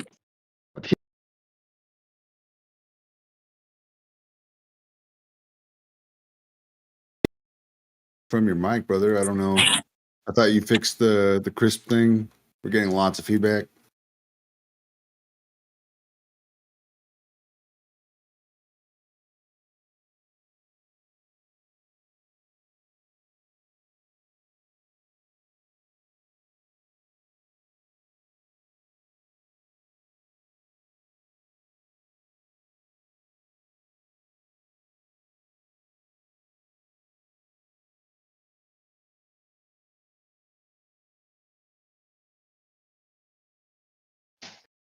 Yeah, sorry about that. I didn't hear what you said, Hammer Eyes, but the main point is that it's not necessarily that these events and these buildings weren't built. The question is, where should we date them? And what I'm saying is, the means in which we're using our dating methods is based off the ecclesiastic records, which is based off hearsay and a narrative just after the Crusades that was very politically focused on giving ownership of land and ownership of certain cultures to them. There was a little bit of a reset happening at the time, and certain cultures and certain people were conquered. This fits the narrative that they redistributed certain identities, certain land masses to other people, and the only way you can do that is if they have a right to the land.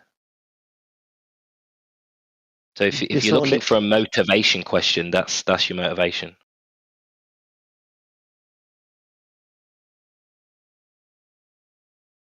And I think you ask, how have we come to these conclusions? We've come to these conclusions approaching history in a statistical pattern matching context, and then cross-referencing it with other sectors. So astronomical dating, record keeping, language, bookkeeping, trade. Tree ring date too. Don't forget. There's for anyone that's interested, and I know you know this, Bruce, but the guy who invented that theory is Fomenko, right? He's a Russian chronologist. He's a mathematician that has an alternate version of history that other history people disagree with, right? Well, yeah, I have quoted Fomenko today, but there are 7 or 8 chronologists who are not connected, not Russian, not even from the same time period, who have come to the similar or the same conclusions. So what I'm saying is, don't give this right. But there's also a lot of historians, more historians that disagree, right? Well, yeah, there's more mainstream people who disagree with a lot of what I would believe, but that doesn't have any weight to me. It's about the primary source evidence and the way that you systematically approach history. If you're going to take on a study and approach history, and you want to cross-reference astrological anomalies with history, that's a good and positive thing. And if you start finding patterns and that actually it's not matching, that's worth pursuing.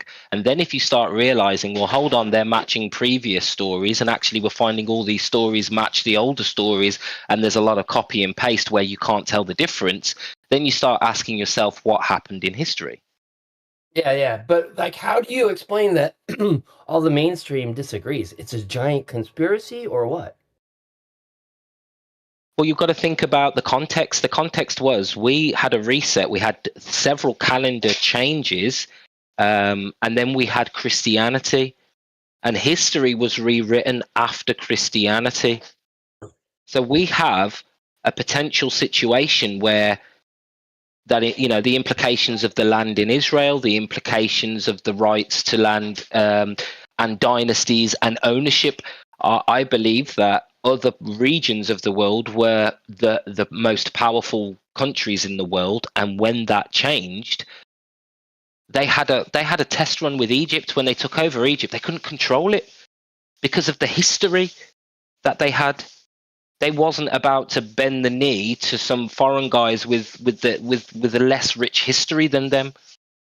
They started to realize that actually we can't rule people who have this rich history and kingship. If you know much about kingship, it was a big problem in the medieval days. When they started taking over countries who have kingship, they just couldn't rule them. They will always be seen as usurpers. The only way to change that is that there is a change in the history books. So, did that answer my question? I kind of missed if that was. Do you remember? I'm sorry, dude. I get passionate on this subject. I forgot the question. I know. I was like, wait a minute. He's moved on to a totally different. It's not often. It's not often I get like this, I must admit. Well, you mentioned, okay, so you mentioned besides Fomenko, there's other non-Russian chronologists. I guess they are working from the same historical theory, right? And, but of course, there's way more mainstream normie historians. And so, saying that there's more than just Fomenko isn't a very convincing argument to me, because we know there's way more people that have this mainstream view of history. And my question was, how do you reconcile all those people saying, no, this is the actual version, without it becoming a giant conspiracy? Because it's to me, it's like okay, it's like we've got some Christian scholars, okay, and all these Christian scholars are saying the same thing, but none of them speak Greek. None of them know classical Greek. So they're all debating and arguing, yes, this is what the meaning of this, but none of them speak classical Greek. Then you get a classical Greek scholar who goes into the original Septuagint, says, actually, you're wrong, because in the original Greek, it says this. None of them have the ability to read it. And that's the kind of scenario with history where everybody is believing Joseph Scaliger's chronology is true, based on the biblical historicity of Josephus or Tacitus, right? But there's questions around their validity in the first place. So if nobody has the ability to go back and prove this, but what I'm saying is, if all of these historians are saying this, but they're only looking at the chronology of the ecclesiastic records, and they haven't looked at the statistical discrepancies, or the lack of continuity, or the lack of logic in the Dark Ages that they're proposing, and they're not even aware of these things, then their opinion becomes more biased and limited than the guy who can speak classical, understands the context of the history, and is able to mathematically, pull out these anomalies. All right, so ignorance, basically, you're saying they just don't know. Well, because you wasn't allowed to know, because people were burned, people were murdered for holding the knowledge of the old world. You had to convert to Christianity and fall in line with the ecclesiastic records, else you died. I'm pretty sure if that happened, a lot of us would fall in line too, and within 3 generations, that information is forgotten. The trauma alone will make you fall in line. Then they go crusading across the Middle East. They go crusading, and I don't believe that this was too far away from the Alexander the Great days. So if 1,000 years has been added, just after Alexander the Great, you get the Muslims push back on what happened with the Septuagint. You get this Muslim battle going on in Europe, and all of a sudden, then you get the Reformation and slavery. This continuity makes a lot more sense as to why and how they did it. But you got to remove that phantom history where there's no archaeology, very little writing, very little to show existed. Astronomical discrepancies, copy and pastes. Library of Alexandria burnt down 20 times, dude. They're trying to tell you in that period. All right. What evidence would you accept that there was an actual Dark Age? Have you thought about what evidence you would accept? Well, it depends on what you mean by Dark Age, but was there a period in time where shit was bleak and stuff weren't great? Yeah, I'd say that period you could put it down to it. But why and what was the cause? Well, I think it's because there was a change of ownership. So it's what caused the Dark Age is the real question, and what was the purpose for it? I think it was way more calculated, and enough time had to pass for them to be able to get rid of enough people, re-educate people, and that's where you see the birth of all the new sciences. Alchemy was lost. Anything that was connected to the old world was removed. And then the history books were rewritten based on ecclesiastic records, but we don't have the primary sources of where they got that from. All right, let me try it one more time. Like, what could you learn today that would, let me flip it and make it the opposite, that would convince you even more that Fomenko's thing is right? What would convince me even more? Yeah, like what piece of evidence, what information could you learn today that would convince you even more? That would push you from I'm 100% to 101.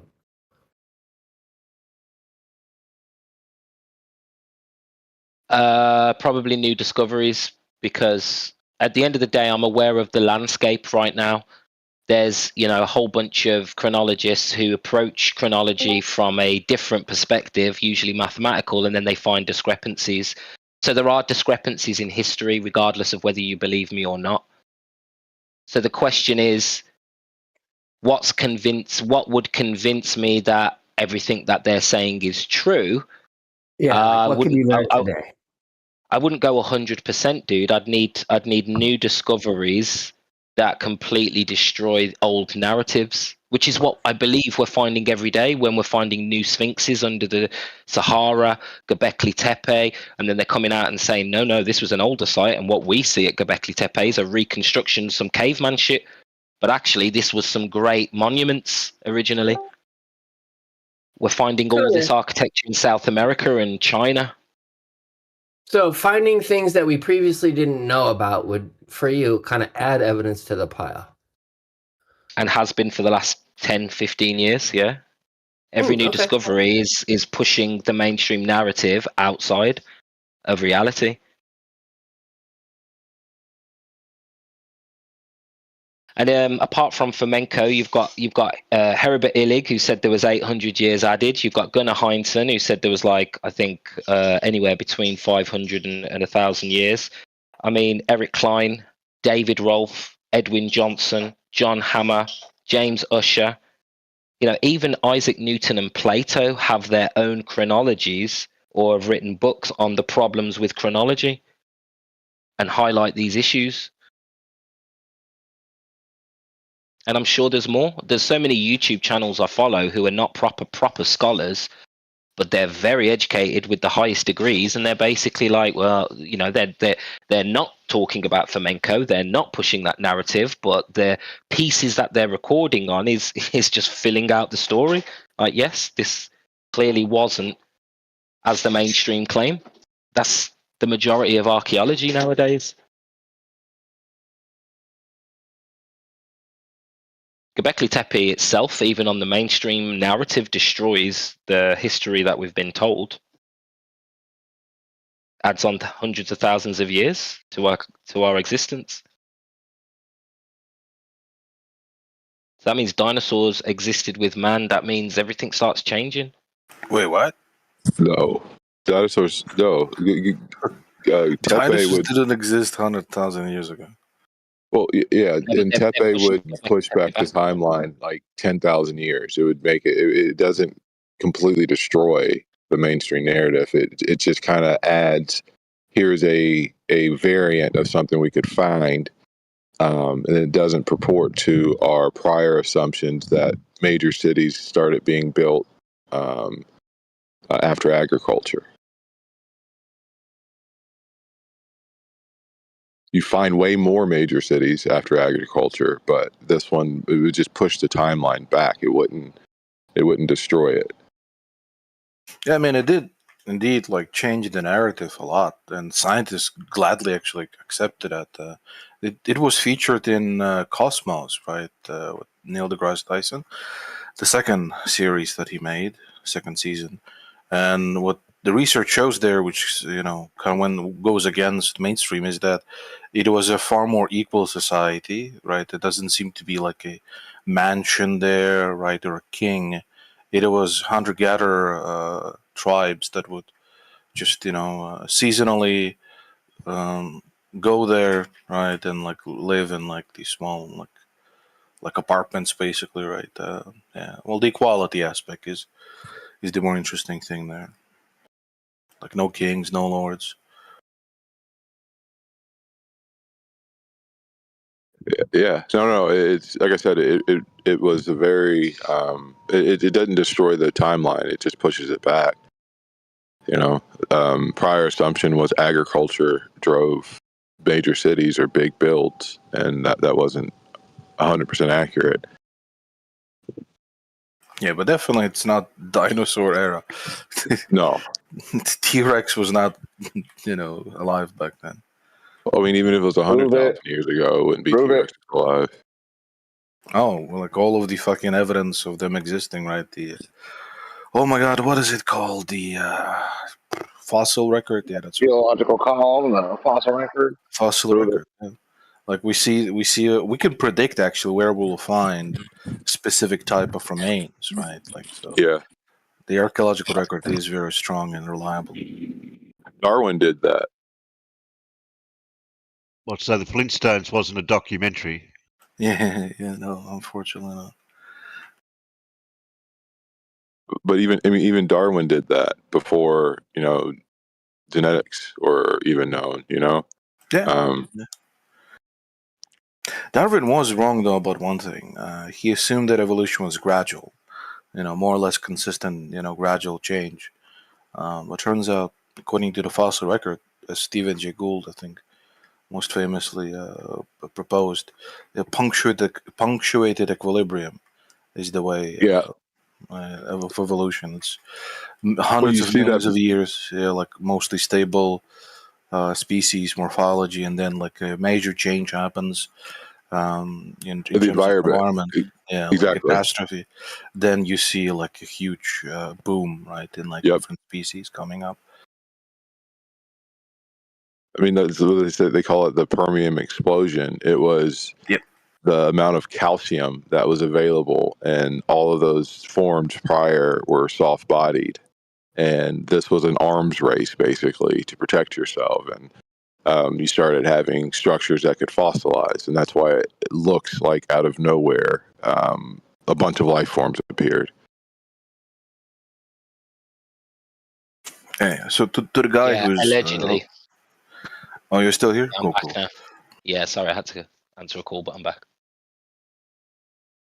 Well, dinosaurs, man, you got me with that. My ears like immediately perked up. But 100,000 years ago, yeah, I was being a bit obtuse, but they're trying to push back humans, humans with the ability to build settlements and maybe even agriculture, hundreds and hundreds of thousands of years. It's pushing back our dating.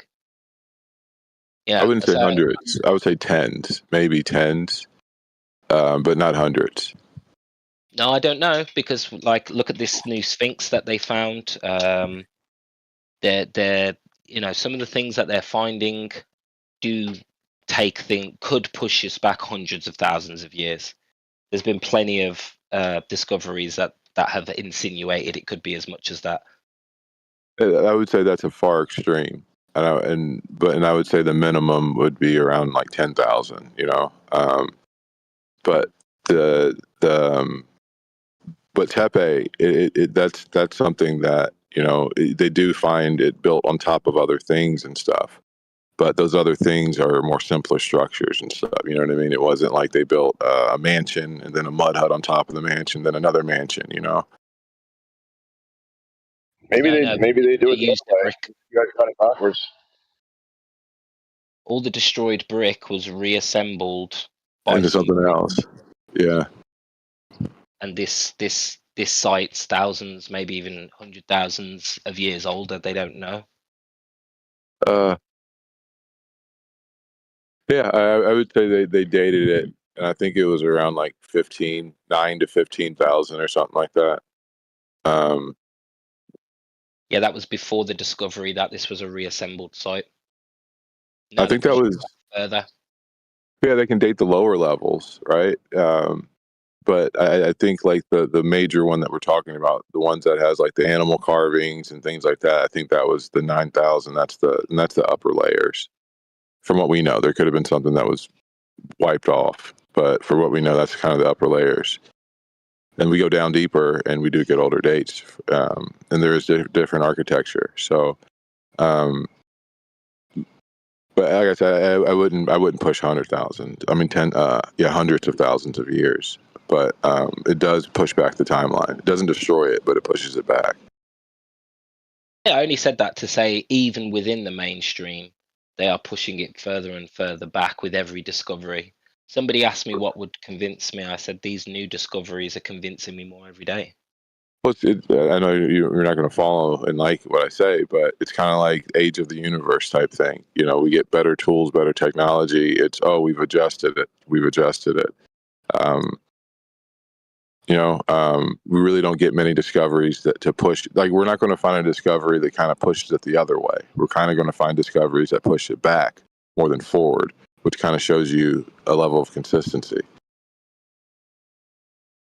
Yeah, that's fine. It was more of a side comment. That the main point here is that we've got a chronology from Scaliger, and it's basically been accepted uncritically, right? And a lot of assumptions have been used, and he's taken the saints as gospel, and that's what our history is based on.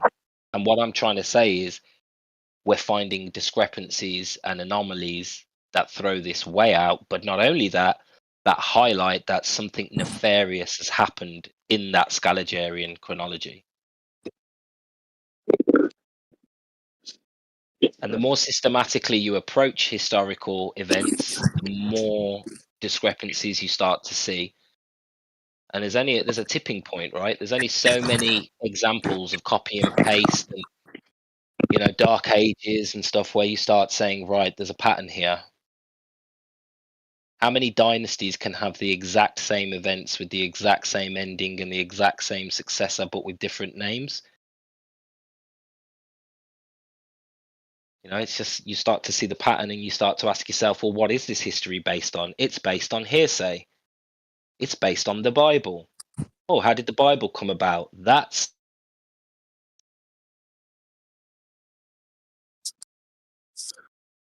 No, like I said, I just think that there is, like I said, pushing back the timeline and stuff. That's not really destruction, but it does show that this is a fluid study. It's something that changes, and like you got to understand. You say history is rewritten. If you were to make an argument, you could argue that it was rewritten by the church because those were the people who were transcribing the books. Yeah. Yeah, that's what I'm saying. So like I said, I don't disbelieve that throughout that process there were things that were potentially taken out, hidden, rearranged. But the thing is, it's when you're able to use like radiometric datings and things like that, you can use that science we talked about of doing cross discipline and then show, hey, this building wasn't built in 1400. It was built like 2,000 years earlier than that.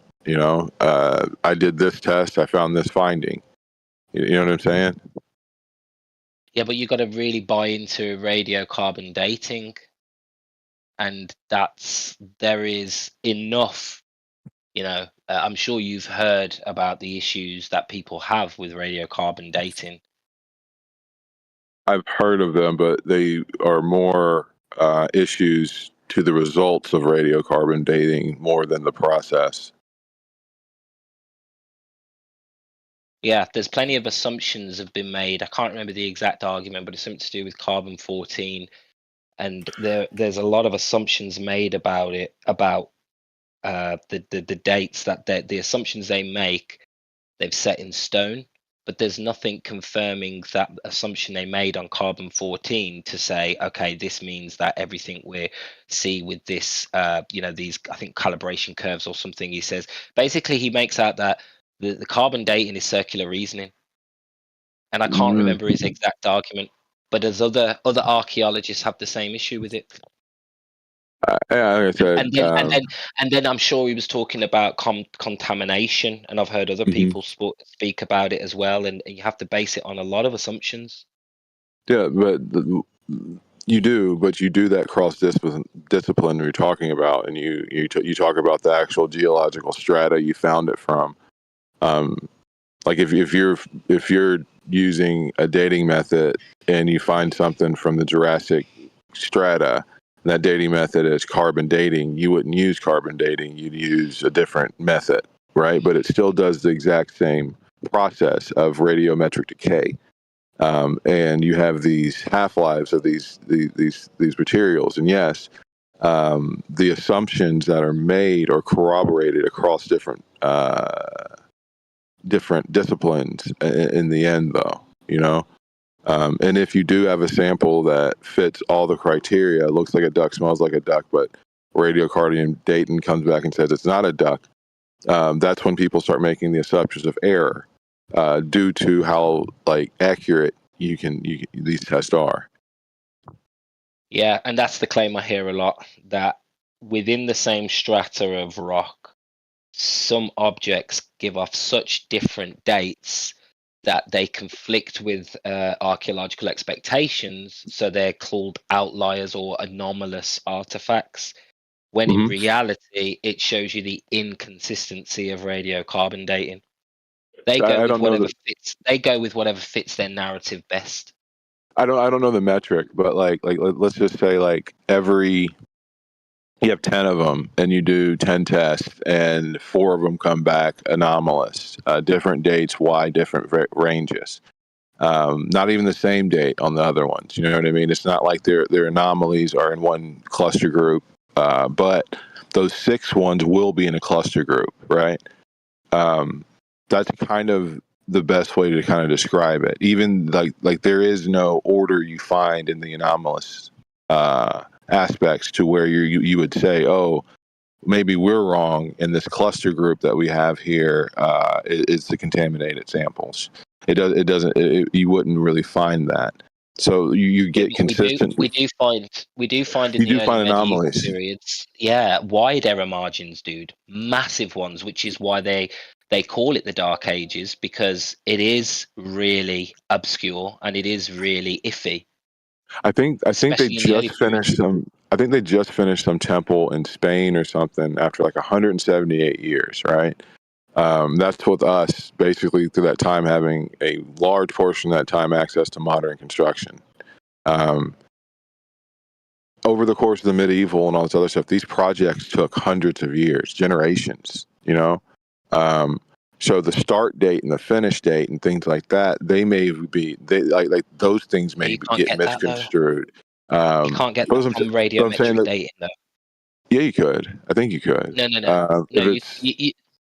Independently, it can't give you dates. No, it depends on how old it is. It's not going to reliably right? prove that these centuries existed exactly as dated. That's not how it works. I'm not saying radiometric dating is fake here, by the way. I'm just saying the method isn't reliably. You can't use it to reliably prove that these centuries existed in the dates as we've been told. And as far as the Dark Ages, it's not the accuracy of the information, it's the lack of information. They stopped keeping records for whatever reason. Yeah, really fragmented. But lost. Yeah, I'm aware that's the narrative, right? I'm saying that something else happened, and there's a reason why we can't find much architecture, etc., because it was all attributed to previous earlier periods that didn't exist. It doesn't make sense. Like there is a gap there that doesn't add up with the rest of history, especially. Yep. Yeah. I think they call it something else now. I don't think they call it like the Dark Ages like we used to when I was in school. Call it the Enlightenment era, right? They pretend that like it wasn't a dark age, it was an awakening. Forget the fact that we were ignorant.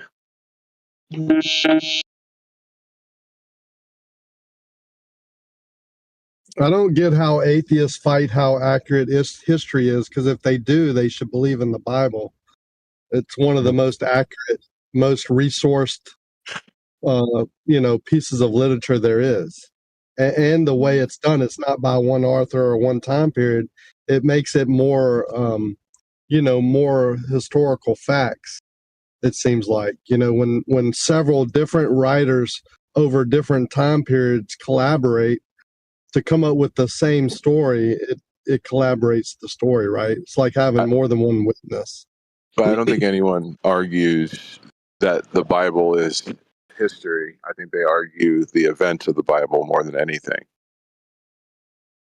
Well, that's what history is, the writing down in historical text of what actually happened.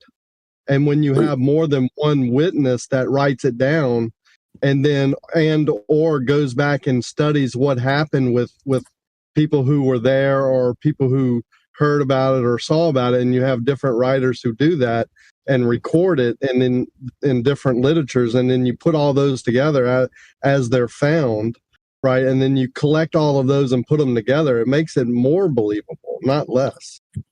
Okay.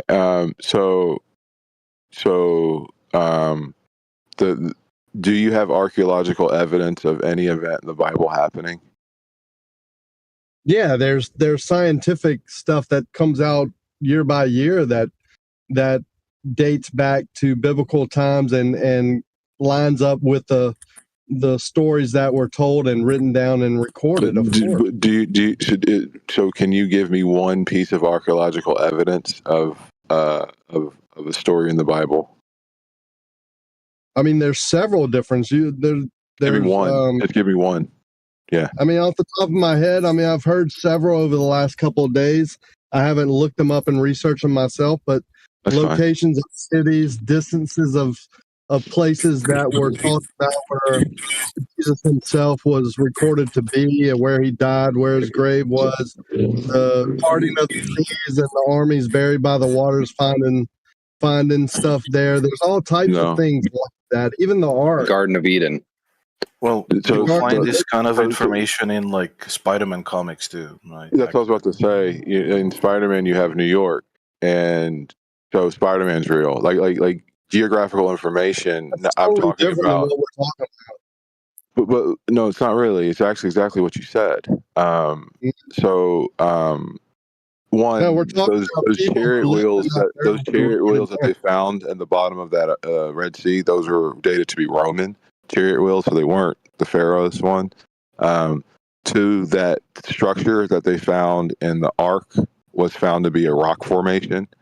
Dude, you're bullshitting. You're lying through your teeth. You obviously haven't been paying attention to biblical archaeology. Probably the biggest field in archaeology is biblical archaeology. I think it used to be. Right. I think it totally used to be. But finally, can you give me one archaeological evidence? Have you seen the map of the North Pole with the magnetic mountain and the four? No, I haven't. Well, it matches what the Bible says about. What? So that's evidence of the Bible existing, a map of the North Pole with a magnetic mountain? Yep. Okay. No, but yeah, there's plenty of archaeological evidence between Solomon's temple, like the foundational stones, like they're still there. We got tombs of the prophets still in Jerusalem. We have coins corroborating the rulers that existed at that time. You have coins of corroborating what rulers? Of potentially the Roman rulers, right? Not kings. No, Jewish kings. We got coinage of Jewish kings. Okay. We got but that doesn't corroborate the Bible, right? So no, do you have a coin of it absolutely corroborates the Bible. These things are these. Is there a coin from King Solomon? Dude, there's plenty of kings that we have evidence for archaeologically. I don't know about King David specifically. I wouldn't be surprised if there is. But yeah, we have kings in the Bible that are mentioned, and we have found archaeologically, we found coins with their names on it. That means nothing, Lion. Anybody can put a coin. We have in God you trust on our money, right? That's to you, dude. To you, no, we have in God. We have in God you trust on your. We have in God you trust on our money, right? The point is that we have coins, dude, dating to that. And we currently have coins within God you trust. And it's not just coins, bro. It's Solomon's pillars that were erected at the Red Sea crossing. They're there. Got two pillars. One was tipped over.